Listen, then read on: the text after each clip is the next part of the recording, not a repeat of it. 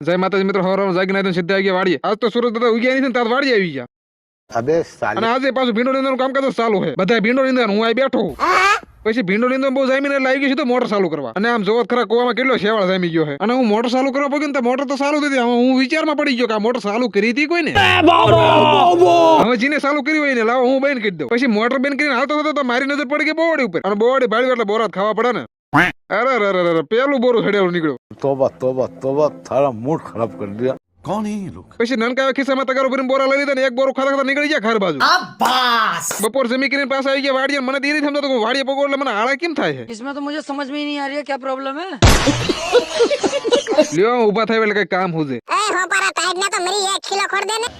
હવે વાડીએ 4 ઢોરા રાખતા હતા એટલે 1 2 3 ને 4 ખીલા છે. હવે નહીં પાડી લાય એટલે એના તો 9 કિલો ખોડો પડશે ને.